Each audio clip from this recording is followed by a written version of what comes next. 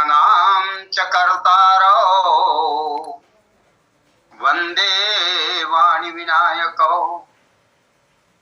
भवानी शंकरौ वन्दे श्रद्धा विश्वासरूपिणौ याभ्यां विना न पश्यन्ति सिद्धः स्वान्तस्थमीश्वरम् वन्दे बोधमयं नित्यं गुरुः शङ्कररूपिणम् यमाश्रितो हि वक्त्रोऽपि चन्द्र सर्वत्र वन्द्यते सीतारामगुणग्राम पुण्यारण्यविहारिणौ वन्दे विशुद्धविज्ञानौ कवीश्वरौ कपीश्वरौ जनकसुता जगजननी जानकी अतिशय प्रिय करुणा निधान की ताके जुगपद कमल मनावं जासु कृपा निरमल मति पावं ध्यान मूलं गुरुमूर्ति पूजा मूलं गुरुपदं मंत्र मूलं गुरुर्वाक्यं मोक्ष मूलं गुरुकृपा अखंड मंडलाकारं व्याप्तं येन चराचरं तत्पदं दर्शितं येन तस्मै श्री गुरुवे नमः। अखंडानंद बोधाय शिष्य संतापहारिणे शतचित आनंद रूपाय तस्मै श्री गुरुवे नमः। एकदन कुंजर वदन शिवसुत उमा कुमार हम आरंभ्यौ हरिकथा तुम निर्वाहनहार ध्यान करो ओंकार का सुमिरो निस दिन गणेश अंग संग में नित रहे ब्रह्मा विष्णु महेश। प्रेम से बोलिए श्री रामचंद्र भगवान की जय। आदरणीय संतजन, मंडल में जुड़े विद्वत परिषद आप सभी के ज्ञान को सादर नमन करते हुए अपने वाणी को सफल करने के लिए कुछ शब्दों का यहाँ पर आप लोगों के समक्ष जो प्रकृति प्रदत्त परमात्मा के द्वारा जो आ जाएगा भाव वो आप लोगों को अर्पित है। त्रुटि संभाव्य है और बाज सुराग की गांडरता थी मुझ में मेरा कुछ नहीं जो कुछ है सब तो तेरा तुझको सौंपता क्या लागे है मूल। बस आप ही का है ज्ञान, आपको ही अर्पित है। जिसका ज्ञान है जो ज्ञान कहने वाला है वो कहेगा। मात्र माध्यम हूं मैं, ये शरीर माध्यम मात्र है। बोलने वाला कोई और है, सुनने वाले आप हो। आइए कथा प्रसंग पे चलें। बंदौ संत समान चित हित अनहित नहीं कोई अंजलिगत शुभ सुमन जिमी शम सुगंध कर दो। संत सरल चित जगत हित जानि सुभाउ स्नेहु बाल विनय सुनि करि कृपा राम चरण रति देहु।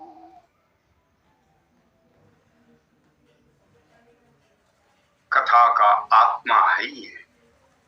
संत बंदौ संत समान चित हित अनहित नहीं कोय अंजलि गत शुभ सुमन जिमी शम सुगंध कर दोई।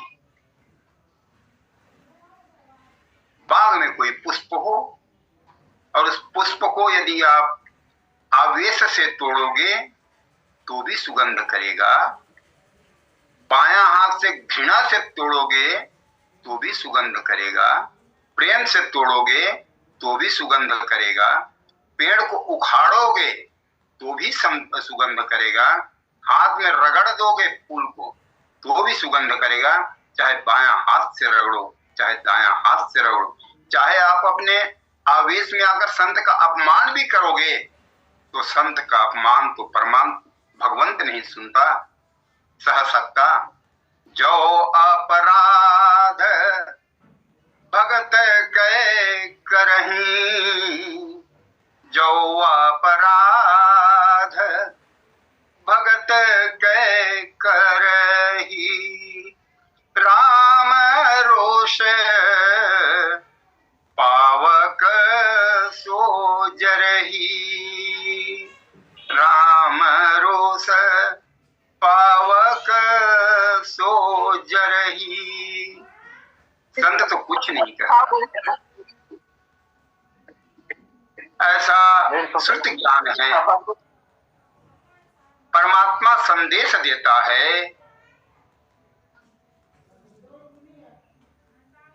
गुरु उपदेश देता है, क्षमा चाहूंगा, संत भगवंत संदेश देता है, संत संदेश देता है और गुरु उपदेश देता है। संत मीडिएटर होता है, मध्यस्थ होता है, जो संत में परमात्मा ही रमण करते रहता है, परमात्मा का संदेश उस संत में आता है और संत अपने संदेश को जीव को देता है, जीव का संदेश संत अपने अंदर लेता है, परमात्मा को देता है। बंदों संत समान चित होता है संत, उसमें सांसारिकता कुछ भी नहीं आती। तुल्य निंदा स्तुतिर मौनी संतुष्टो येन केनचित्, अनिकेत स्थिर मतिर भक्ति मान में प्रियो नरः। संत भक्ति में इतना स्थिर होता है कि वो इस तरह बैठता है कि उनके किसी भी भाव पर कोई असर नहीं पड़ता। आप उनको मिठाई दोगे तो चुप खा लेगा, उनको आप करेला दोगे वो भी चुपचाप खा लेगा, उनकी पूजा करोगे शांत बैठा रहेगा, उनकी अपमान करोगे तो भी शांत रहेगा, उनके मन में उद्विग्नता नहीं आती। संत वो है। मिले कोई ऐसा संत फकीर, पहुंचा दे जो भव दरिया के तीर। वंदना है संत प्रकरण का अंतिम दोहा है, अंतिम छंद दोहा है। संत की वंदना क्यों करें? और संत जिसको मिल जाए, आज के जमाना में संत ढूंढना तो अत्यंत कठिन है भाई। छद्म संत बहुत है। संत दरस जी में पातक टरई। आपका अपकर्म जो होता है, आपका दुर्भाग्य जो आपके साथ लगा होता है, और जैसे संत का दर्शन आप करते हो तो वह दुर्भाग्य पीछे हट जाता है और दुर्भाग्य सद्भाग्य में परिवर्तित हो जाता है। सत्संगत पेखिय तत्काला, काक हो ही पिक बकऊ मराला। ये संत की महिमा है। और संत को वंदना क्यों? ये संत तो बहुत हैं, मिले तब ना। मिले कैसे? यदि आपके मन में कोई संत से मिलन की अगर जिज्ञासा जग जाए, इतनी उत्कंठा आ जाए कि अब संत के बिना प्राण नहीं बचेगा, प्राणायाम तो हो सकता है, ये स्थिति आ जाए, तब भगवंत संत को आपके भगवंत ही संत के रूप में आपके सामने प्रकट हो जाता है। विभीषण कहा है ना, अब मोहि भा भरोसा हनुमंता, बिनु हरि कृपा मिलहि नहीं संता। संत तब मिलता है बंधुओं जब भगवंत की कृपा होती है। बिना भगवंत के कृपा के संत दरस नहीं हो सकता। संत दरस जी में पातक टरई। इसलिए संत की वंदना करो। आज की स्थिति में हम संत कहें किसको? हाँ, इतना जरूर कहा जा सकता है, जिसके देखने से, जिससे मिलने से, जिसके नजदीक जाने से आपका उद्विग्नता शांत हो जाए, क्षमता में आकर स्थित हो जाए, ऐसा कोई विग्रह, ऐसा कोई मूर्ति, ऐसा कोई व्यापारी, ऐसा कोई गृहस्थी, ऐसा कोई भिखारी मिल जाए जिसको देखने से आपका मन शांत हो जाए, तो समझ लेना ये वही संत है। और जिसके मिलने पर आपके मन में कामनाओं की जागृति हो जाए, इच्छाओं की जागृति हो जाए, लालच, लोभ, ईर्ष्या, द्वेष का भाव आ जाए, तो समझ लेना ये संत के वेश में असंत है, और ये असंत से खतरनाक होता है। आज उत्तरकांड में देखिएगा, लिखा हुआ है कलयुग वर्णन में,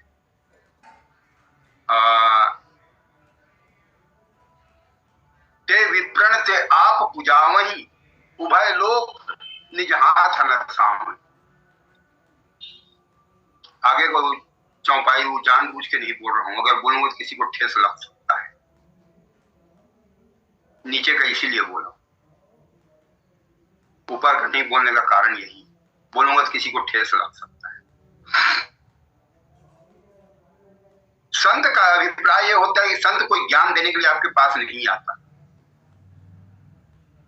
जिसको देखने से भगवंता याद आ जाए, समझ लेना वो संत है, चाहे वो जैसा भी रहता हो। धोती कुर्ता पहने तो संत है, पेंट शर्ट पहने तो संत है, लंगोटी पहने तो संत है, भस्म लगाए तो संत है, और क्रीम पाउडर लगाए तो भी संत है। जिसको देखने से आपको शांति मिले, जिसको देखने से आपकी मन की उद्विग्नता शांत हो जाए, परमात्मा याद आ जाए, जो परमात्मा की ओर अग्रसर करा दे, ऐसा जीव चाहे जो भी वो संत है। ऐसे संतों की वंदना किया जाता है। क्यों? ये सही दुख पर छिद्र दुरावा, बंदनीय यही जग जस पावा। जो खुद कष्ट कर सहन करता है और दूसरों की लज्जा को बचाने के लिए अपने आप को नष्ट भी कर लेता है, ऐसा संत होते हैं। अपना कुछ होता नहीं है, वो तो सीधा कह देता है, मेरा मुझ में कुछ नहीं, जो कुछ है सब तो है, तेरा तुझको सौंपता क्या लागे। रचा प्रभु तूने ये ब्रह्मांड सारा, सब तेरा है, ये शरीर भी तेरा है, शरीर जिसको मैं अपना कह रहा हूं ये भी तो मेरा नहीं है। मेरा जिसको कहा जाता है वो कौन सा चीज आपका है? यदि आपका है तो आपकी मर्जी से होना चाहिए। अरे ये श्वास जो दोनों नाक से जो श्वास आना जाना कर रहा है, वो श्वास भी आपका नहीं हो सकता, तो इससे अधिक और क्या चीज कहो जो आपका होगा। संत कृपा मिल जाए, संतन के संग लाग रे, तेरी बिगड़ी बनेगी, बिगड़ी बनेगी तेरी अच्छी बनेगी। भूल जाए तेरे सोए भाग रे, तेरी बिगड़ी बनेगी। संतन के संग लाग रे, तेरी बिगड़ी बनेगी। किसी का बना है संत के मिलने पर? कई बार तो स्थिति ये बनती है, सत्संग के कारण ही बहुत कष्ट झेलना पड़ता है। जिसको संत मिला है, क्योंकि संत के मिलने पर जब संत मिलता है तो अपने स्थिति में ले आता है। संत कहें तो किसको? को एक निंदत, को एक बंदत, को एक देत आय के भक्षण। को एक निंदत, को एक बंदत, को एक देत है आय के भक्षण। कोई का आय लगावत चंदन, कोई का झारत धूरी तत्क्षण। कोऊ कहे यह मूरख दीसत, कोऊ कहे यह आय विचक्षण। सुंदर काहु सो रामन रागन द्वेषसो, ये सब सा जानहु संत के लक्षण। संत को पूजा करोगे तो भी उतना ही देगा, जितना डंडा मारोगे तो भी संत उतना ही देगा। हाँ, ये बात और है, जब संत की अपमान होगा तो परमात्मा सहन नहीं करता, फिर वो बदला लेता है। निज अपराध न रिसाई न काऊ।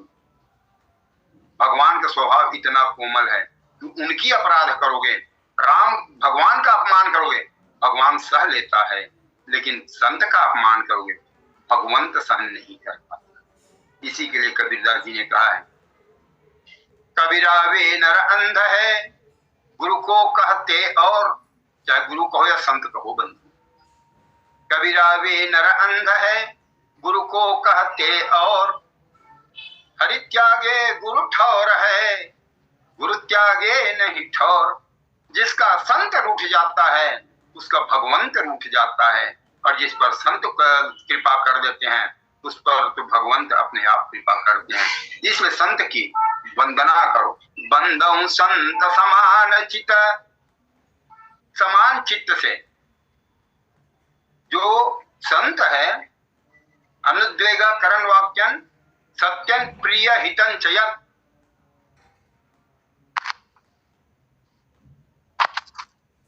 संत ये होता है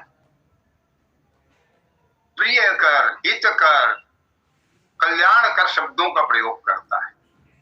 जीव का कल्याण कैसे हो इसी पे संत हमेशा लगा रहता है।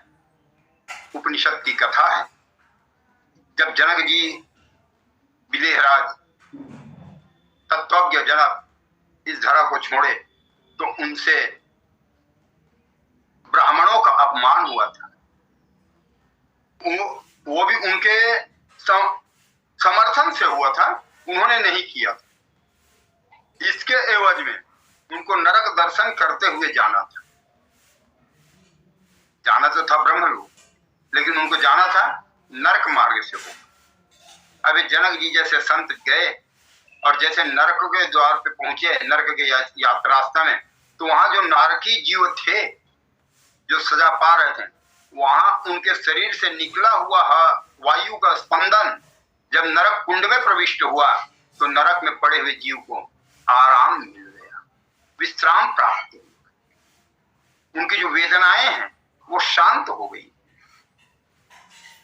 तो वहां के पड़े हुए जीवों ने उनको कहा, महाराज कुछ देर रुक जाइए जिससे हम लोगों की वेदना कुछ कम हो जाए। जनक जी ने कहा कि कौन है? बोले महाराज ये भोगी थे धरती पे, इन्होंने भोग किया, भोग का परिणाम जो इन्होंने अन्याय पूर्वक भोग किया था उसका परिणाम पाने के लिए इस नरकों में इनको जगह दी गई। तो भाई एक काम करिए, तो ये लोग अब शांत क्यों हो गए? बोले आपके शरीर से निकला हुआ वायु के कारण प्रभाव से नरक की वेदना ताप शीतल वायु सा हो गया है, इसलिए उनको सुख की अनुभूति हो रही है। तो बोले कि अब यहीं रहेंगे, हम जाएंगे नहीं यार। बोले क्यों महाराज? नहीं आपको जाना पड़ेगा, क्योंकि आपको दर्शन मात्र दिखाना था, आप यहाँ नहीं रह सकते। जनक जी ने कहा कि आदेश दे रहे हो या अनुरोध कर रहे हो? उन्होंने कहा महाराज हमें आदेश दे पाए ऐसे हमारी क्षमता नहीं है, आप हमारे इष्ट के विशिष्ट अतिथि हो, तो हम तो सिर्फ निवेदन ही कर सकते हैं। तो जाकर अपने इष्ट को बोल दो कि मैं यहीं रहूंगा। मेरे रहने से नारकी जीवों को शांति मिलता है तो मुझे आगे की यात्रा नहीं करनी। संत जा रहे थे, उनको रोका गया। अब ये नारकी जीव विश्राम की स्थिति में, भगवंत आता है, भगवंत के आने पर संत को कहा गया भाई चलिए आप आगे। बोले नहीं महाराज मैं यहीं रहूंगा। भगवान ने कहा भाई तुम यहाँ नहीं रह सकते, क्योंकि यहाँ रहने पर मुझे मेरे वरद में दाग आ जाएगा, तुमको मुक्त होना है। बोले महाराज एक काम करिए फिर इन सबको मुक्ति कर दीजिए। बोले नहीं ऐसा नहीं हो सकता। बोले क्यों नहीं हो सकता? आप ही ने तो विधि विधान निर्धारण करते हैं ना। संविधान बनाने वाला, संविधान में अगर कोई त्रुटि आता है तो उसका संशोधन तो वो कर सकता है, आप तो कर सकते हो ना। आप इनको नहीं, तो इनके कर्मों को कौन भोगेगा? संत ने कहा इस कर्म को भोगने के लिए मैं हूं ना। बताइए कितने जीव रहे होंगे नरक, इन सबको मुक्त कर दीजिए, इनकी मुक्ति के, इनके कर्मों का फल भोगने के लिए मैं हूं महाराज। जितना कर्म इनका कुकर्म होगा उन सब का फल मैं भोग लूंगा। मेरे यदि कुछ पुण्य अर्जन कुछ है, कुछ अंक है, यदि आप कुछ समझते हो कि मेरे द्वारा कुछ हो, कि मैंने कुछ किया है जिसके कारण आप मुझे वहां ले जाना चाहते हो, तो इसके बदले में आप इनको ले जाइए, मुझको यही रहने। परमात्मा मजबूर हो जाता है संत के आगे, बोलता है भैया चल, ये सब जाएंगे तू भी चल। वो होता है संत, किसी को वेदना में नहीं देख सकता बदल। किसी की आंख में आंसू आए तो संत का हृदय से खून का आंसू निकलता है, वो संत होता है। संत अपने ही नहीं जीता, संत भगवंत के संदेश को लेकर के जीवों के कल्याण के लिए जीता है। देव ऋषियों में नारद जी संत, जिसको यक्ष भी पूजा करते हैं, राक्षस भी पूजा करते हैं, दैत्य भी पूजा करते हैं, दानव भी पूजा करते हैं, निशाचर पूजा करते हैं, देवता पूजा करते हैं, देव पूजा करते हैं। यहाँ तक के कि देव ऋषियों के ऊपर में जो ईश्वर कोटि के जो देवता है, वो भी नारद को उतना ही प्राथमिकता देता है जितना प्राथमिकता अपने इष्ट को देता है। क्यों? ये देव संत है, देव ऋषि।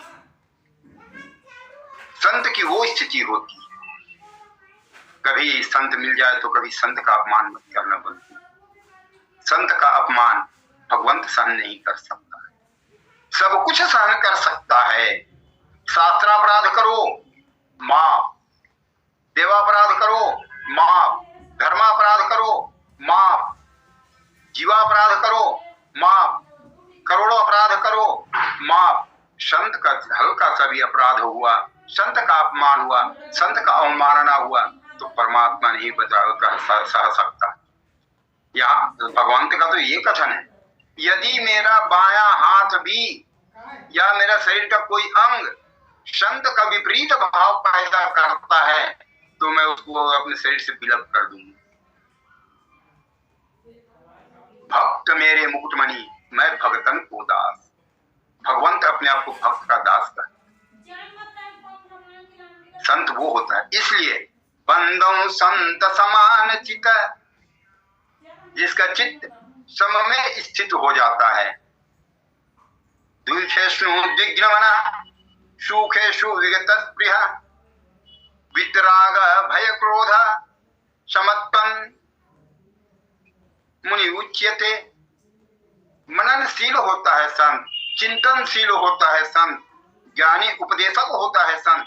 संत जीवन को आचरित करके आपको बताने वाला होता है कि इस तरह से जीवन जियोगे तो भगवंत को प्राप्त कर सकते हो। इसलिए संत की चरण लगिए, संत शरण पाइए। जिस दिन संत का शरण पा जाएंगे परमात्मा आप पीछे पीछे आएगा। कबीरदास जी ने कहा है, माला जपूं न कर जपूं, मुख से कहूं न राम, राम हमारा हमें जपे, हम पायो विश्राम। संत की मस्ती है। जब संत अपने क्षमता में आता है तो कहता है तारना है तो तारो, नहीं तारना तुम्हारी मर्जी, तैरने के लिए कौन यहाँ बैठा है। संत जब अपनी मस्ती में आता है तो कहता है, तेरे नाज ये नखरे भला सहे हैं कौन, हम ना सहे तो क्या कीमत है तेरी। अहले जलवा हो तुम, अहले नजर हैं हम, आशिक हम ही न हो तो क्या कीमत है तेरी। भगवान सज के बैठे थे दरबार में, संत गया, लोगों को लगा ये देखने दर्शन, ये क्या संत है, ये क्या दर्शन करेगा, इनको ना अंदर ना जाने दिया। परमात्मा ने द्वारपाल को बोला रोको, रोक दिया द्वारपाल। तो इन्होंने संत ने कहा, अहले जलवा हो तुम, अहले नजर हैं हम, चिंतक हम ही न हो तो क्या कीमत है तेरी। तो क्या महाराज, क्या कीमत आपके श्रृंगार का, यदि कोई देखने ही वाला न हो। आप अपने कमरा में सज धज के बैठ जाओ, किसी ने देखा नहीं, किसी से प्रशंसा किया नहीं, तो क्या मतलब। और जब नहीं मिला इंटर तो संत ने कहा, राहों में अगर मिल गए तो नजरें उठा के देख लूंगा, न राहों में अगर मिल गए तो नजरें उठा के देख लूंगा।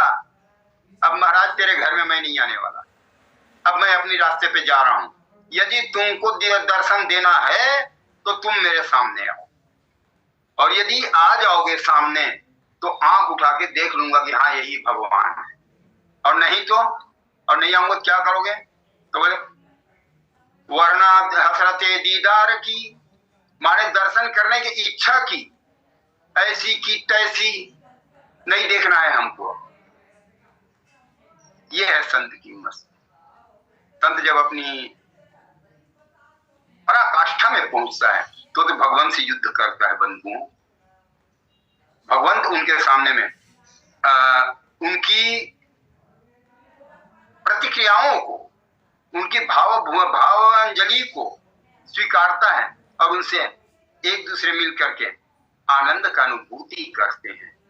परमात्मा, संत कभी परमात्मा का निंदा तो करेगा नहीं, वो तो उनके प्रिय प्रति अपने प्राणों सर्ग करने को हरनिश तैयार रहती है, और परमात्मा उसके अंदर रहता है। ये तो अहम भक्ता पराधीनो एक का है, यहां तक के कहा है साधु नाम हृदय ममा, जो संत है वो मेरा हृदय है। परमात्मा का हृदय में रहने वाला संत होता है, और संत का हृदय परमात्मा होता है। तो संत इसलिए लोगों के लिए हमेशा कल्याण में लगा रहता है, क्योंकि उसमें अखिल ब्रह्मांड नायक संत के हृदय में विहार कर रहे होते हैं। इसलिए समस्त को अपना मानकर सभी को कल्याण का इच्छा करते हुए संत विचरण करते हैं। संत मिलन सुख जग नाही, संत अगर मिल जाए तो अपने भाग्योदय समझ लीजिए। जैसे विभीषण ने कहा है, जो रघुवीर अनुग्रह कीन्हा तो तुम मोहि दरस हट दीन्हा। आप संत हो महाराज, आपने दर्शन दिया है, आज मेरा भाग्योदय हो गया। अब निश्चित हो गया कि मुझे परमात्मा की प्राप्ति होगी। ऐसे ही जिस दिन आपको संत की प्राप्ति हो जाए तो निश्चित मान लेना आपको परमात्मा की प्राप्ति हो जाएगी। इसलिए बंदो संत समान चित, संत का चित्त जो है हमेशा एक सा रहता है। हित अनहित नहीं कोई, ना उसका कोई हितैषी होता है, ना कोई द्वेषी होता है। राग द्वेष से ऊपर उठा रहता है संत। निज निज प्रभु मैं देख ही जगत, कहीं सन कर ही विरोध। किससे विरोध करे? सब उसके परमात्मा की लीला होता है। आत्मवत सर्वभूतेषु योमान पश्यति सर्वत्र सर्वच मयि पश्यति तस्याहं न प्रणश्यामि सच में न प्राणस्यति। जिस दिन पूरे संसार को ये समझ लोगे कि ये मेरे प्रभु की लीला है, मेरे प्रभु अनेकानेक रूपों में व्याप्त हैं, घूम रहे हैं, ऐसे भाव आपका आएगा। ये संत का भाव होता है। संत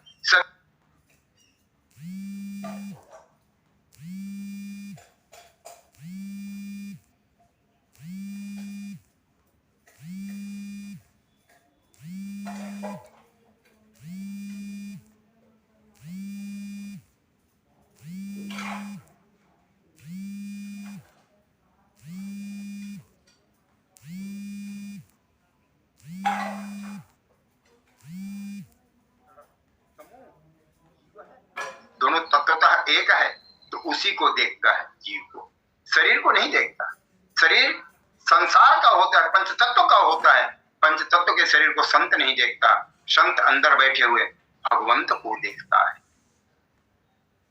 इसलिए उस जीव को जीवांश को जीव के अंश में मिलाने के लिए संत हमेशा तत्पर रहता है। जन्म जन्म से बुला रहा हूं, कोई तो रिश्ता जरूर होगा। जन्म जन्म से बुला रहा हूं, कोई तो रिश्ता जरूर होगा। मुझ में रहकर मुझी से पर्दा ये तो हटाना जरूर होगा। जितने रिश्ते हैं इस जहां के, तुम्ही से होके तुम्ही से होगा। मुझ में रहकर मुझे से पर्दा ये तो हटाना जरूर होगा।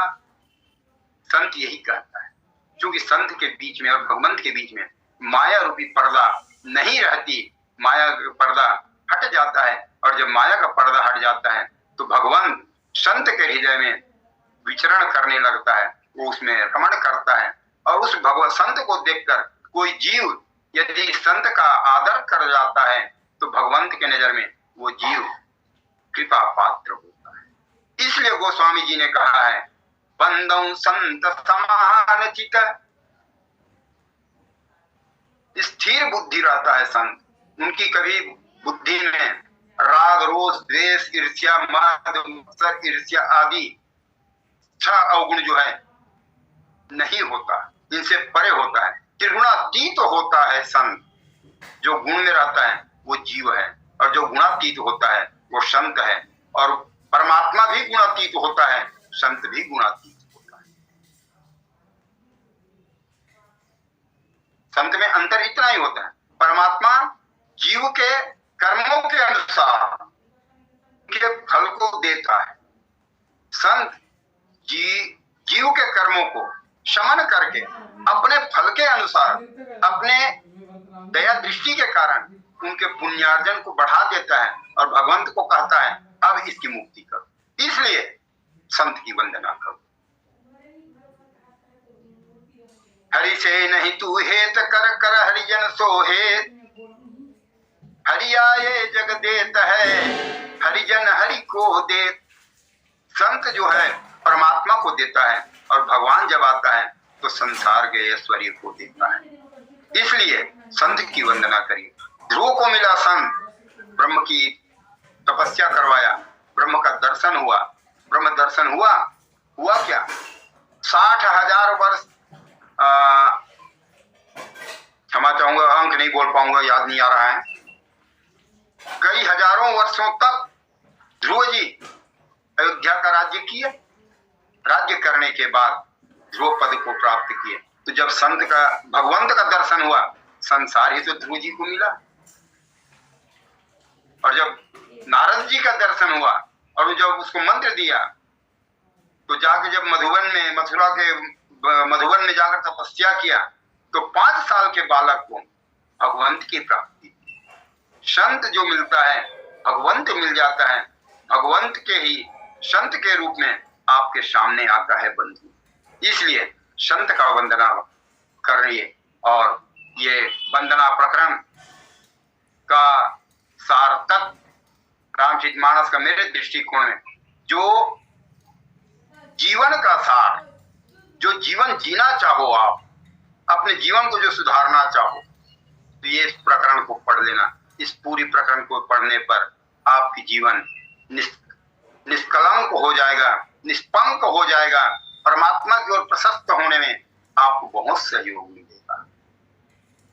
हाँ, सिर्फ पढ़ करके बैखरी ना पढ़े, फोटो शब्दों को पढ़े और वो अंदर उसका भाव नहीं जागा तो आप नहीं देखें। यदि संत दृष्टि आपकी पड़ गई और जब आप परमात्मा की नाम लोगे तो परमात्मा के नाम में एक प्रकाश पुंज नजर आएगा। ये प्रभाव होता है संतों के दर्शन का।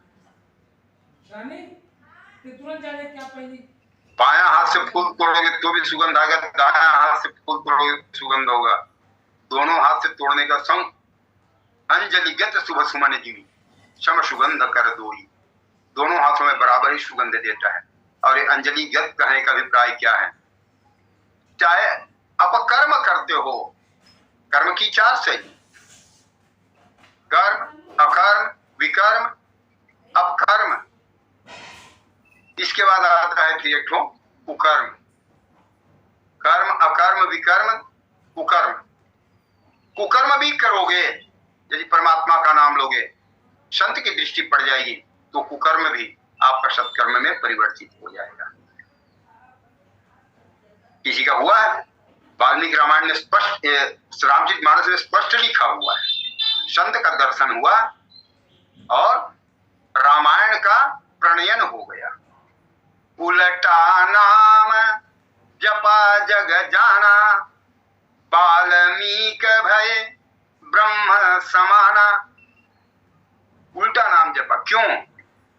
संत मिले थे। और जब नाम जपोगे, यदि वैखरी नाम जपते हो तो उतना फायदा नहीं होगा जितनी आपकी मध्यमा में होगा।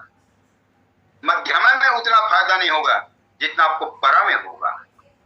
और यदि किसी दिन पश्यंती से आपका नाम जप हो जाए तो समझ लेना आपकी मुक्ति परमात्मा भी नहीं रोक सकता। नाम प्रभाव जान शिवनी को, कालकूट समकिन्ह अमी को। जिस हलाहल विष से जल रहा था संसार, उसको संत रूपी नाम से, संत के प्रणेता, संत के आद्य गुरु बाबा भोलेनाथ अमृत बना लिया, विषपान किया, अमर हो गया। और जिसने अमृत पिया हुआ था, अमृत पी करके अपने आप को बहुत शक्तिशाली अमर मान बैठा था, उनकी भी मृत्यु हो गई। नाभि कुंड पीयूष बसया के, रावण जियत यही बलता के। इसके नाभि कुंड में अमृत होने के कारण ये जी रहा है। जब अमृत पान कर चुका है तो मरेगा कैसे? अमृत नाभि में है, अमृत है तो अमृत, या तो अमृत था नहीं कि रावण मारा गया, अमृत सोख लिया गया, तो अमृत का प्रभाव नहीं रहा। राहु ने एक बूंद अमृत पाया था, धोखे से गला कटा, एक कदो हो गया, ये था अमृत। संत की कुदृष्टि रही, साधु अवज्ञा कर फल ऐसा, जरई नगर अनाथ कर जैसा। संत की अपमान करोगे तो अमृत पियोगे, अमृत पान किए रहोगे, अमर होना तो दूर की बात, इस संसार की भोग भी नहीं कर पाओगे। और यदि संत का दर्श मिल गया तो आपको भगवंत की प्राप्ति हो या ना हो ये तो नहीं जानता, लेकिन आप उस मस्ती में रहोगे जिसमें भगवान आपके पीछे पीछे चलेगा। कबीरदास ने यही कहा है, माला जपूं न कर जपूं, मुख से कहूं न राम। क्योंकि मुख से वैखरी नाम होता है और पश्यंती में पहुंच चुका था, जिसमें एक बार कबीर राम कहते थे तो राम का आभा उनके अंतस्थल में प्रकट होता था। इसलिए राम हमारा हमें जपे, हम पायो विश्राम। उठा बगोला प्रेम का, तिनका उड़ा आकाश। संत का प्रेम की जब बगोला उठता है तो इस जीव रूपी का तिनका उठता है। उठा बगोला प्रेम का, तिनका उड़ा आकाश। ये तन में रहने वाला तिनका आकाश को उड़ जाता है, और जब आकाश में उड़ता है तब तो क्या होता है? तिनका तिनका से मिला। तो ये जो तिनका रहता है, शरीर का जीव रूपी तिनका, वो ब्रह्म रूपी जिसका है तिनका, उनमें जाके मिल जाता है। उठा बगोला प्रेम का, तिनका उड़ा का, तिनका तिनका से मिला, तो तिनका भयो उदास। संत रूपी तिनका है, उदास हो जाता है।